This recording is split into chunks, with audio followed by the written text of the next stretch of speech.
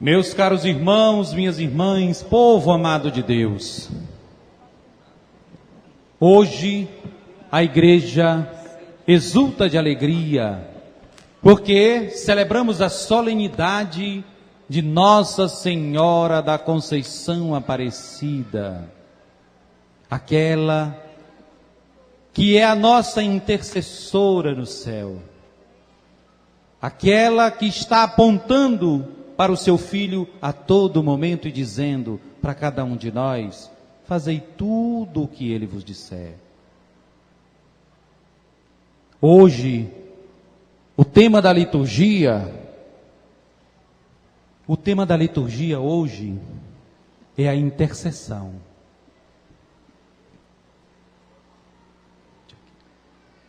E, pode sentar, Rainha Esther. E para que nós entendamos essa intercessão, nós precisamos mergulhar na história desta mulher. Esther. Esther foi o nome que ela adotou para poder se aproximar do rei.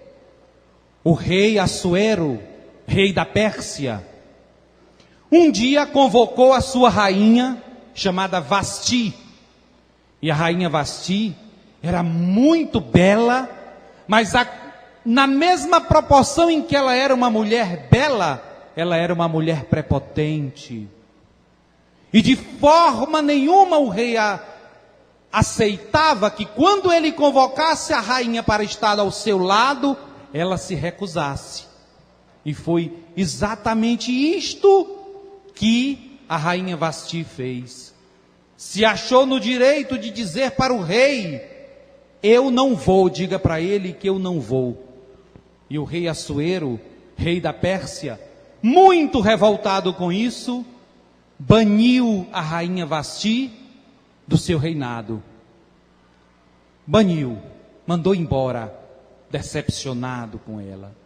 E lançou um edito em todo o seu reinado, que escolhessem as moças uma moça de cada aldeia, para que fosse apresentada para ele, para que ele pudesse escolher uma esposa. Esther não se chamava Esther, o nome dela é Radassa. Mas se ela fosse se apresentar diante do rei com aquele nome, ela não iria ser aceita. E aí ela foi. O pai dela, o tutor dela, chamava-se Mardoqueu. Mardoqueu disse: vá porque quem sabe os planos de Deus é Deus, vá.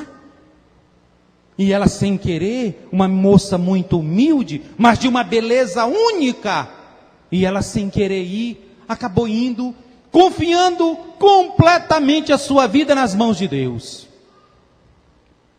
E foi. Entrou a primeira, e o rei não achou graça, entrou a segunda, a terceira. De repente, o rei, Esther se apresenta para ele. E aí ele se encantou com a beleza dela. É ou não é bela? É ou não é? Se nós estamos nos encantando, que dirá aquele rei? Aí o rei ficou apaixonado por aquela moça. Mas ele não podia saber que ela era judia. Porque tinha um homem dentro do reinado dele, chamado Amã, que um dia, ele era o segundo homem do reinado, Amã. Um dia Amã obrigou o rei, de uma certa forma, a fazer um edito dizendo que todas as pessoas deveriam se curvar diante dele, rei. E Mardoqueu, que era pai de Esther, quando o rei passou, ele se recusou a se prostrar diante de um homem. Então aí naquele momento, o grão-vizir, que era este homem chamado Amã, começou a odiar aquele homem, porque não obedeceu a uma ordem dele. Ora, Esther achou graça diante do rei. Uma judia, mas tinha um homem lá dentro que odiava os judeus. Então Amã fez o quê?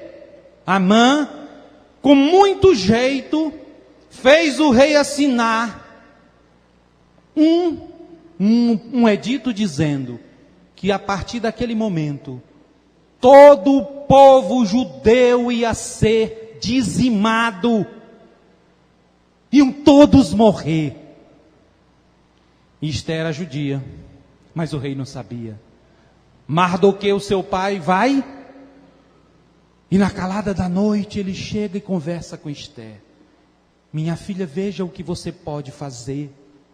Veja o que você pode fazer para poder salvar o nosso povo, salvar a sua vida. Ela estava numa posição confortável, rainha, a mais bela do reinado, podia ficar muito bem na dela. Matava todo mundo, mas ela estava numa boa. E tinha um detalhe: na sala do rei, só podia entrar quando o rei chamasse. De forma nenhuma, nem a rainha poderia adentrar a sala do rei sem que ele chamasse. Porque se assim ela fizesse, e o rei não aceitasse a sua presença diante dele, sem uma ordem dele, ela era morta ali mesmo, porque já tinha um homem com uma espada. E Esther reza, se prostra diante de Deus, e toma a decisão de que sem que o rei soubesse, ela ir à sala do trono. Estava toda a corte reunida, quando aquela mulher rompe aquela sala. E todos começaram a murmurar: ela é louca, ela vai fazer isso, ela vai morrer, o rei não chamou ela aqui. E ela foi. E quando o soldado ia para matá-la, o rei colocou o cetro, e ela segurou o cetro. O fato dele apontar o cetro para ela, e o rei segurar, quer dizer, eu aceito a tua presença aqui.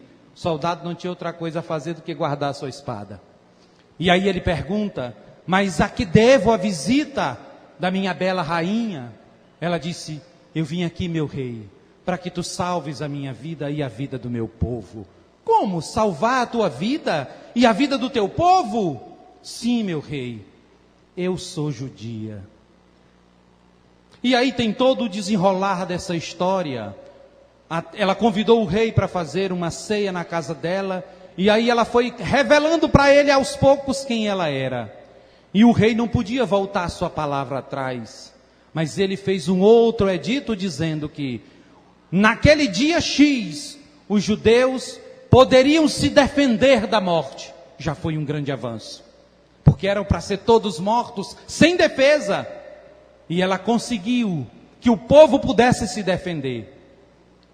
Então, meus irmãos, povo amado de Deus, o que isso nos mostra? A história dessa mulher. É uma mulher que não se colocou na condição de rainha, ela era, mas ela colocou sua vida em risco para interceder pelo seu povo. Será que na figura desta mulher, nós não encontramos uma outra mulher? Será que esta mulher, com a atitude dela, ela não nos mostra a atitude de uma outra rainha? Claro, e nós vemos esta atitude aonde? No Evangelho. No Evangelho. A mesma coisa.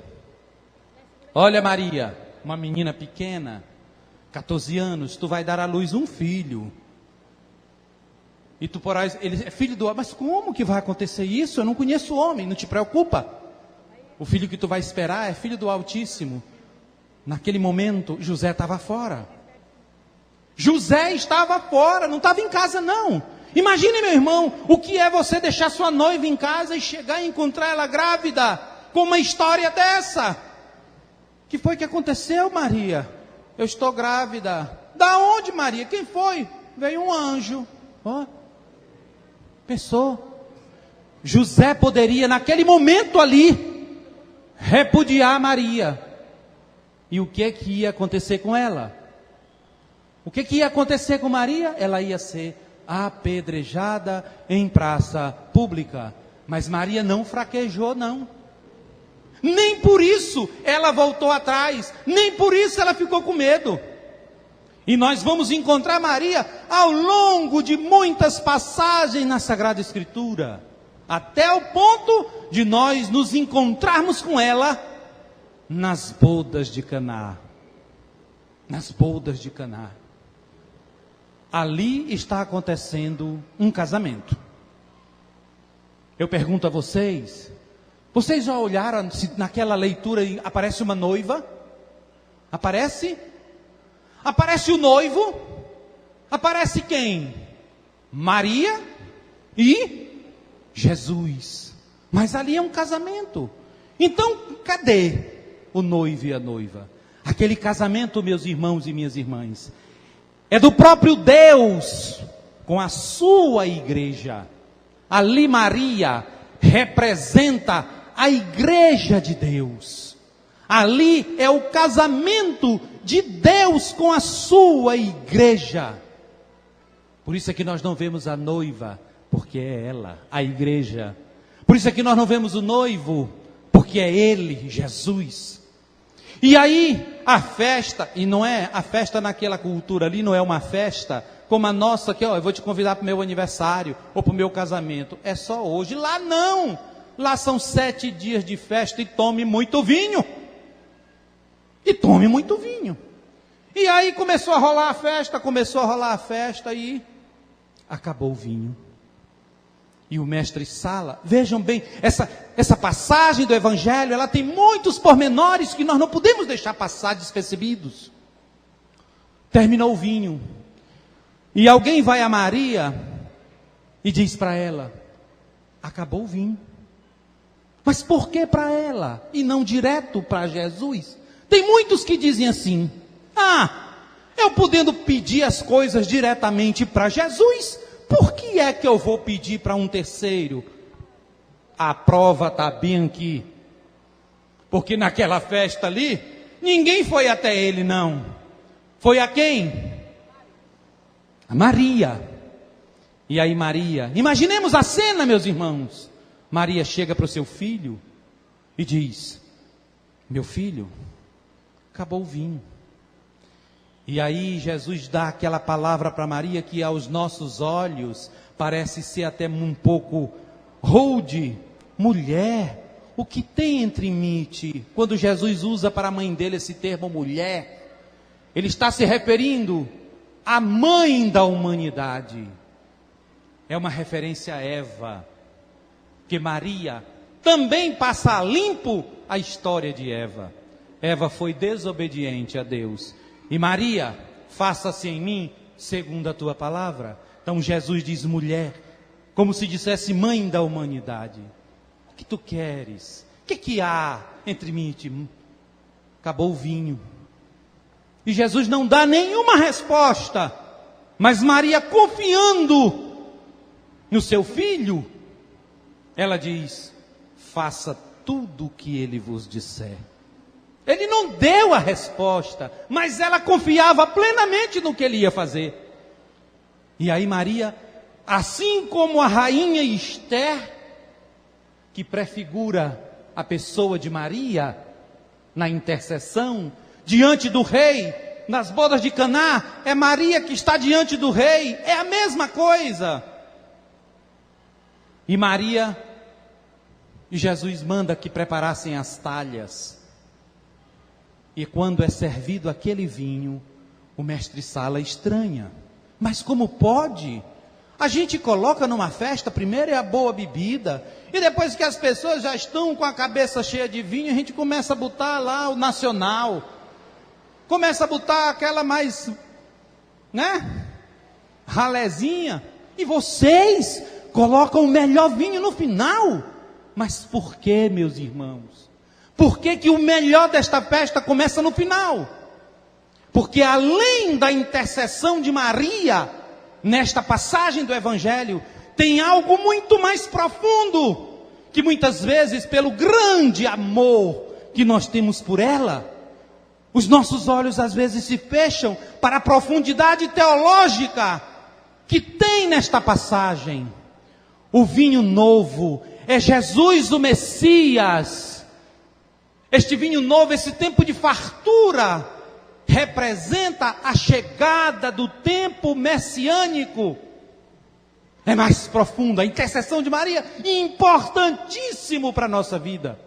Mas o pano de fundo, aquilo que está mais profundo, que nós só olhamos se nós mergulharmos profundamente na Sagrada Escritura, não simplesmente lermos, mas adentrarmos na Sagrada Escritura, deixar o Espírito Santo falar em nosso coração, como falou no coração dela, nós vamos entender que ali naquele momento começa a vida pública de Jesus, começa um tempo novo, Ele é o vinho novo, começa um tempo messiânico, Ele é o Messias, é um tempo de fartura, não é um tempo que não vamos ter sofrimento, dores. Sabemos que ali começa o tempo messiânico, mas sabemos o que teve que acontecer para esse tempo poder se segurar. Ele morreu na cruz e ressuscitou. E quem estava aos pés da cruz? Maria. Absolutamente tenho certeza de que cada prego que entrou naquelas mãos, ela sentiu a dor nas suas mãos e nos seus pés. Eu pergunto para qualquer pai, para qualquer mãe que está aqui, se teu filho sofre, tu não sofre junto? Levante uma mãe aqui ou um pai que o seu filho esteja sofrendo, para que ele não esteja sofrendo junto com seu filho. Tenho absoluta certeza que nos momentos em que aqueles pregos estavam trespassando aquela carne, Maria sentiu na sua pele cada pancada daquele martelo, mas não abaixou a sua cabeça, acreditou, como aqueles homens lá naquele Rio Paraíba, e o recebeu uma visita muito importante, um tempo de escravidão no nosso país, um tempo de escravidão, e eles tinham que levar peixe, e passaram a noite toda, o dia todo, pescando, e não encontrando peixe.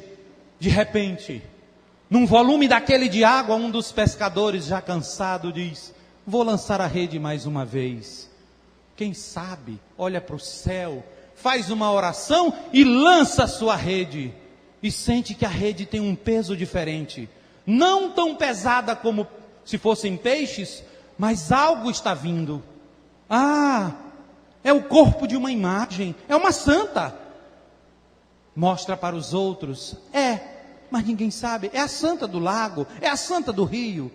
Eu vou jogar a rede novamente, porque quem sabe se não vem agora mais peixe, se não vem peixe. Joga, e naquela imensidão de água vem a cabeça da santa. Não precisa conferir 1 mais 1 para dizer que é 2. É milagre. E quando ele junta aquela cabeça com aquele corpo, aquilo representa, meus irmãos, tantas pessoas que sofrem no mundo, que perdem sua vida, que perdem sua cabeça. E naquele momento ele olha para o céu e diz: isto é um milagre, eu vou jogar a rede. E foram tantos peixes, que não podiam mais carregar. Outro momento em que nós vemos claramente a intercessão de Maria. Intercessão, a palavra de ordem de hoje, meus irmãos, é a intercessão de Maria na nossa vida. Não é deusa, não é mais que Deus.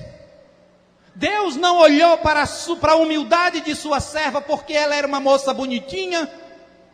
Não, Deus olhou para a humildade da sua serva, não foi para a beleza. O rei olhou para a humildade de Radassa, de Esther, primeiramente, e se encantou com a sua beleza. e se encantou com a sua beleza. Então, meus irmãos, neste início de festejo, nós somos agraciados, porque o nosso festejo começa no dia que nós comemoramos a padroeira do Brasil. O Brasil é um país abençoado por Deus, apesar do que sofremos nas mãos dos poderosos, apesar do que sofremos nas mãos dos poderosos, nós somos abençoados. Por quê? Porque no mês de outubro, a maior procissão do mundo acontece no Brasil. É Nazaré que está em Belém. E um dos maiores santuários do mundo está no Brasil. É Aparecida que está no sul. De norte a sul, obviamente passando por Coroatá, claro, Maria está presente na nossa vida. Então que essa festa de hoje, início do nosso festejo, que esta solenidade de hoje, dia de Nossa Senhora da Conceição Aparecida, nos faça entender que Maria está ao nosso lado, nos mostrando cada dia, apontando para o seu Filho, porque Maria não é um fim em si mesmo, ela aponta para quem é muito, muito maior do que ela. Ela não é uma das pessoas da Santíssima Trindade, não é, mas ela está ao lado da história, inserida na história da nossa salvação, e dela não pode sair e nem vai sair, porque quando Deus diz para ela, ave cheia de graça, não é graça só naquele momento da anunciação, é graça para toda a eternidade. Todas as gerações me chamarão bem-aventurada, porque o Senhor fez em mim maravilhas, e santo é o seu nome. Viva Nossa Senhora Aparecida! Viva Nossa Senhora da Piedade! E louvado seja nosso Senhor Jesus Cristo! Acompanhe-me, Rainha Esther.